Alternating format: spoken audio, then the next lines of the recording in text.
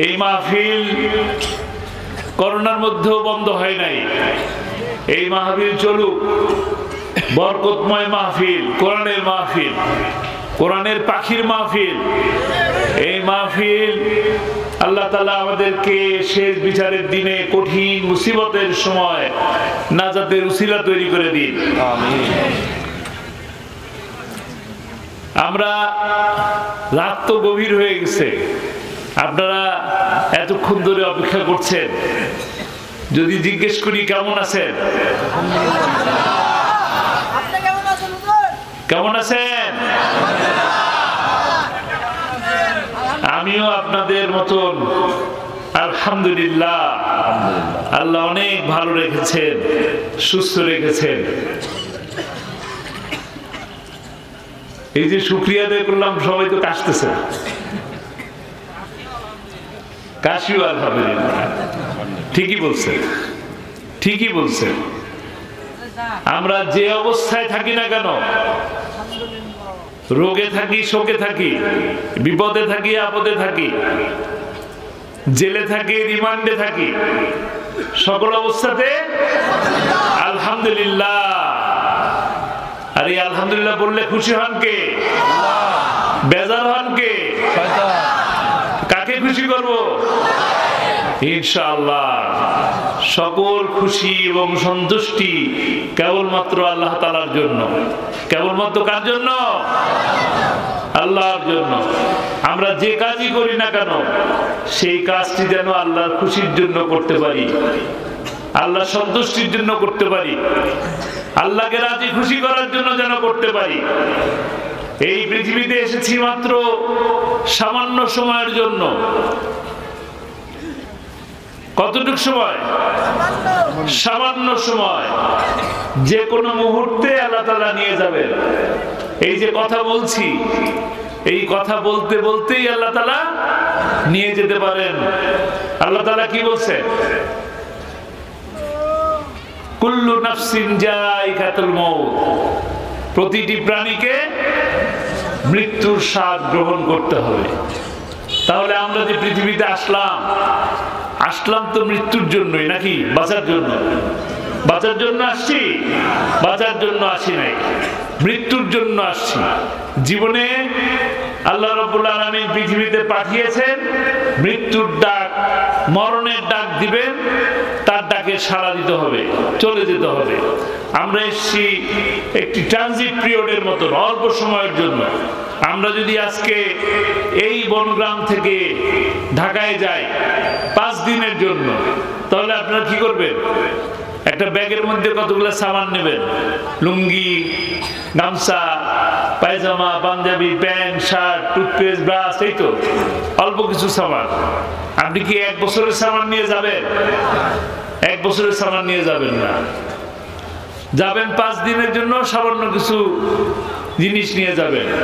যদি এইখানে আমরা চাকরি করি আর যদি এখানে শিফট হয়ে যাই, ঢাকায় শিফট, তাহলে কি আলমারি, জুতা, স্যান্ডেল, যা কিছু আছে সব নিয়ে কোথায় যাবেন?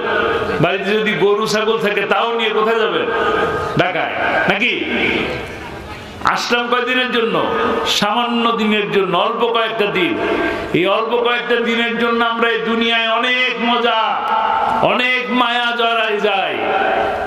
মায়ায় জড়ায় বিল্ডিং বানাই, ঘর বানাই, আর এই পৃথিবী ছেড়ে যেতে মন চায় না। খুব ভালো আরামের চেয়ার বানাই, এমন চেয়ারের গদি যে গদি ছেড়ে কেউ উঠতে চায় না, নাকি? এটাই কি ঠিক নাকি? গদি ছাড়া উচিত নাকি গদি ছাড়তে হয়? গদি ছাড়তে হয়। গদি না ছাড়লে গদি ছাড়ায় দেয়। যদি ভালো কাজ করি তাহলে গদিতে আবার বসায়ও দেয়, নাকি? তা আমরা আসছি অল্প কিছুদিনের জন্য।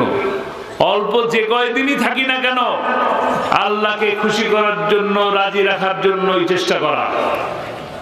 যে কয়দিন থাকবো সে কয়দিন কোরআনের দাওয়াত দেব, কোরআনের কথা মানুষের কাছে বলবো। কোরআন কি বলে? জালিকাল কিতাবু লা রাইবা ফীহি হুদাল লিল মুত্তাকিন। এটা কি নির্ভুল কিতাব? কার জন্য? মুত্তাকিদের জন্য। তা আমরা সেই মুত্তাকি হতে চাই। সকল মানুষই দুনিয়ায় বিজয় নিতে চায়। সকল মানুষ কি চায়? বিজয় নিতে চায়। সকল মানুষ জীবনে কি চায়? সফল হতে চায়। আমরা যারা ক্লাস 1-এ 2-তে 3-তে পরীক্ষা দেই, তারা কি পাস করতে চায় না? যারা অনার্সে মাস্টার্সে পরীক্ষা দিই, তারা পাস করতে চায় না? পাস করতে চাই, আবার একটা সুন্দর চাকরি চাই, অথবা ব্যবসায় ভালো উন্নতি করতে চাই। তার মানে কি? জীবনের সফলতা চাই। জীবনের যে সফলতা, এটাই মূল সফলতা নয়। আমরা যে পরীক্ষা দেই, পরীক্ষায় ফেল করি না? কথা বলতে হবে কিন্তু মাঝে মাঝে। ফেল করি কিনা? ফেল করি। ফেল করলে কি আরেকবার পরীক্ষা দেওয়ার সুযোগ আছে? আছে। দ্বিতীয়বার ফেল করলে পরীক্ষা দেওয়ার সুযোগ আছে। তৃতীয়বারেও আছে। কিন্তু যদি ওই আখিরাতে শেষ বিচারের দিনে কোন পরীক্ষায় যদি ফেল করি, তাহলে কি আর পরীক্ষা দেওয়ার সুযোগ আছে? তাহলে কি করতে হবে? এইখান থেকে সুন্দর করে পড়ে যেতে হবে।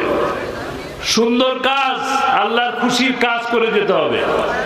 যদি খুশির কাজ করে যেতে না পারি, তাহলে সেই আখিরাতে শেষ বিচারের দিনে ফেল করব। ফেল করলে কোথায় যাব?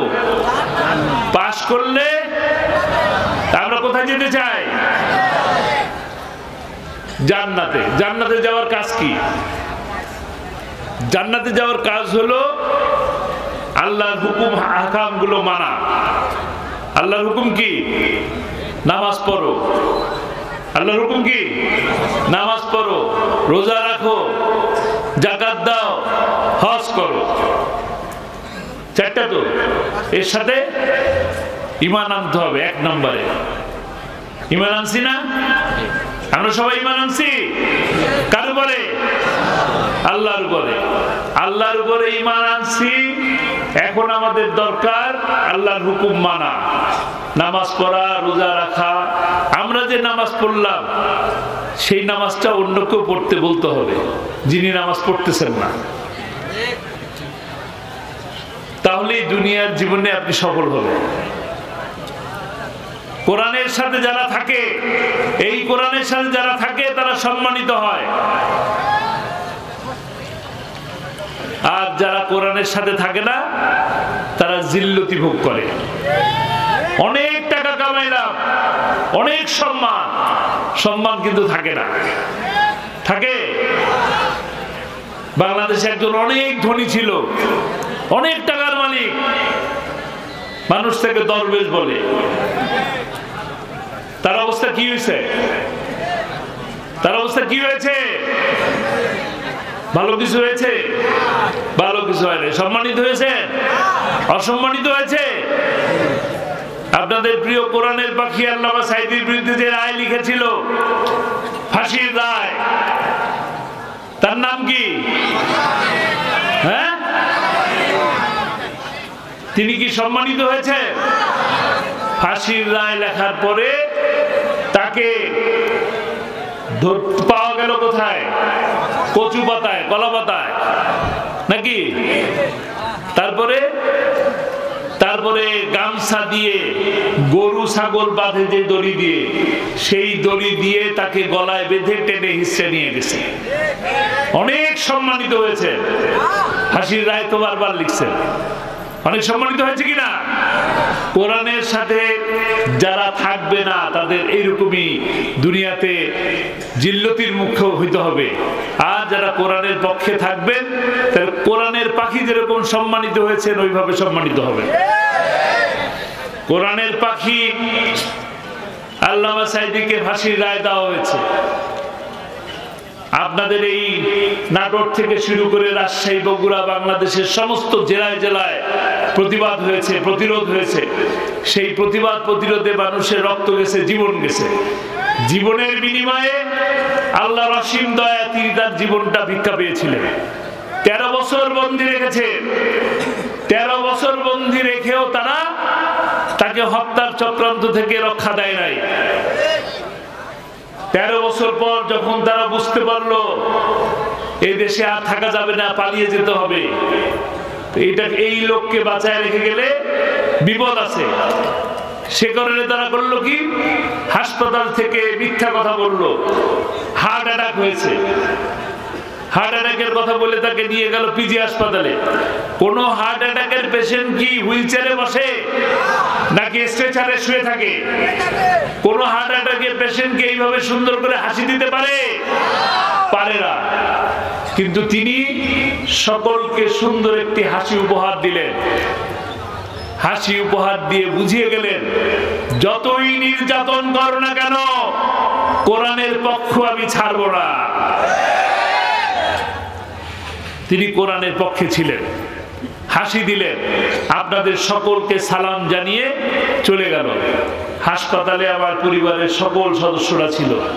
একটা সেকেন্ডের জন্য দেখা করার সুযোগ দেওয়া হয়নি, একটা সেকেন্ডের জন্য দেখা করতে দেয় নাই।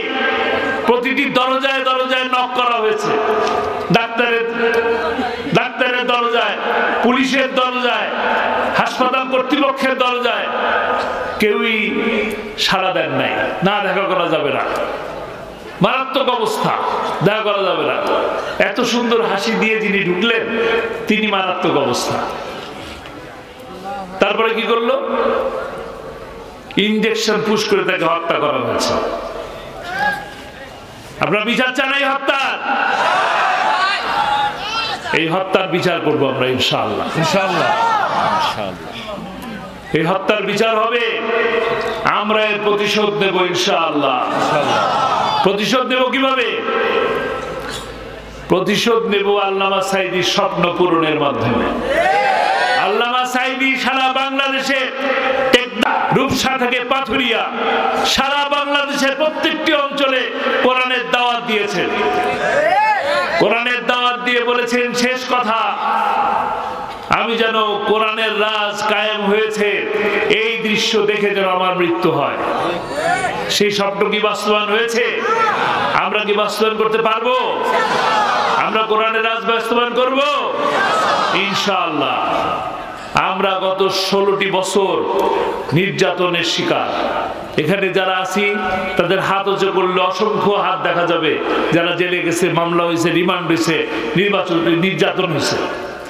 সেখান থেকে গত 16ই জুলাই থেকে 5ই আগস্টের এই আমাদের কলিজার টুকরা সন্তান সমতুল্য ছাত্রদের জীবনের বিনিময়ে আজকের এই স্বাধীনতা, এটাও এক বিজয়ের মাস।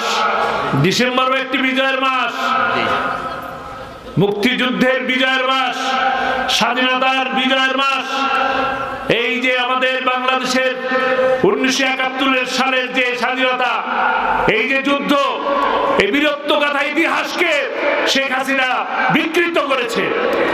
আল্লামা সাঈদীর মতন মানুষকে এই ইতিহাসের সাথে মিথ্যা অপবাদ দিয়ে এই ইতিহাসকে বিকৃত করেছে। আমি অনেক আওয়ামী লীগ নেতার কাছে শুনি, উনি যদি জামাত ইসলামী না করতেন তাহলে ওনার এই অবস্থা হতো না। তার মানে কি? জামাত ইসলামী করা অপরাধ? জামাত ইসলামী করা যদি অপরাধ হয়, কোরআনের দাওয়াত যদি দেওয়া অপরাধ হয়, এরকম ফাঁসি 5 বার 500 বার নেওয়ার জন্য রাজি আছি। রাজি আছে কিনা? আমরা গ্রেপ্তার হওয়া দেখলেই দৌড় দেই না, আমরা পালাই। আপনাদের কোরআনের পাখি আল্লামা সাঈদী বলছিল, আমাদের কি বলো মৌলবাদী? আমরা হইলাম মূলবাদী। 12 কোটি মুসলমান গোড়া ধরে ধাক্কা দেবে, কোথায় পালাবা? কোথায়? ভারতের রাজাকার ভারতে পালায় গেছে, আবার বলে চট করে চলে আসবে। চট করে যদি চলে আসে তাহলে কি করবেন? কট করে ধরবেন, কট করে ধরে ঝট করে ট্রাইব্যুনালে পাঠিয়ে দেবেন। বুঝে গেছে? চট করে আসলে কট করে ধরবেন না, ঝট করে ট্রাইব্যুনালে দিবেন। ওই ট্রাইব্যুনালে, যে ট্রাইব্যুনালে মাওলানা মতিউর রহমান নিজামী, আলী হাসান মোহাম্মদ মুজাহিদ, তাদের মোল্লা কামারুজ্জামান, মীর কাসেম আলী বিচার করেছে, আল্লামা সাঈদীকে দিনের পর দিন নিয়ে আসা হয়েছে, সেখানে তাকেও বন্দী করে রাখা হবে, সেখানে তাকেও বিচার করা হবে। সেই বিচারের মাধ্যমেই ন্যায় বিচার প্রতিষ্ঠা করা হবে ইনশাআল্লাহ। আমরা এই বিজয়, আজকে এই যে 5ই আগস্টের বিজয় আমাদের মূল বিজয় নয়, আমাদের কাঙ্ক্ষিত একটা বিজয়ের লক্ষ্যে যেতে হবে। সেই কাঙ্ক্ষিত বিজয়ে যাওয়ার জন্য আমাদেরকে আরো একটু কষ্ট করা লাগবে। রাজি আছেন? কোরআনের দাওয়াত মানুষের কাছে পৌঁছে দিতে হবে, কোরআনের দাওয়াত পৌঁছে দিতে হবে।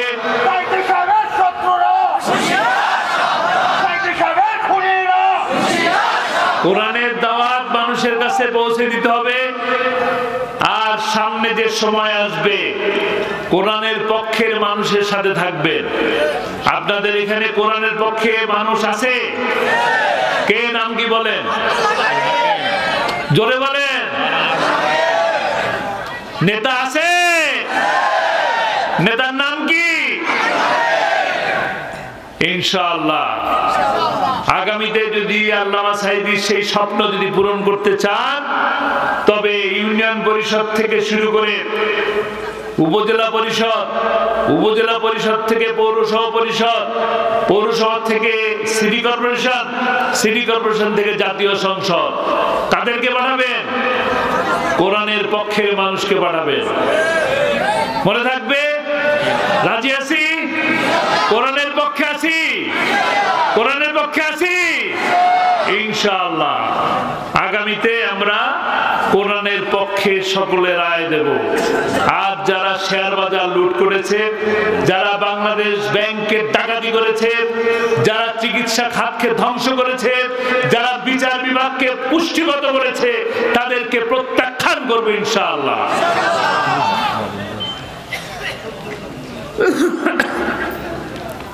আমরা আর তারা নারীদের সম্মান করে নাই, নারীদেরকে তারা ভোগ্যপণ্য করেছে, তারা ধর্ষণ করে সেঞ্চুরি উদযাপন করেছে। তাদের ক্ষমা নাই, তাদের ক্ষমা আছে? ক্ষমা নাই। ছাত্রলীগ নিষিদ্ধ করলেই হবে না, খুনিদের বিচার করতে হবে। খুনিদের বিচারের মাধ্যমে ন্যায় বিচার প্রতিষ্ঠা করতে হবে ইনশাআল্লাহ। আমরা সেই ন্যায় বিচার প্রতিষ্ঠার লক্ষ্যে এগিয়ে যাচ্ছি। আপনাদেরকে আহ্বান জানাবো, আপনারা যেন সামনের দিনগুলোতে কোরআনের পক্ষের মানুষের সাথে থাকেন। এইখানে যেমন মাহফিলে কোরআনের পক্ষে আসলেন, ঠিক তেমনি আগামীতে আপনারা কোরআনের পক্ষে যারা থাকবে তাদের সাথে একসাথে ঐক্যবদ্ধভাবে কাজ করবেন, কাঁধে কাঁধ মিলিয়ে। আল্লাহ তাআলা আমাদেরকে সে তৌফিক দান করুন। আমা তৌফিক ইল্লা বিল্লাহ। আসসালামু আলাইকুম ওয়া রাহমাতুল্লাহ।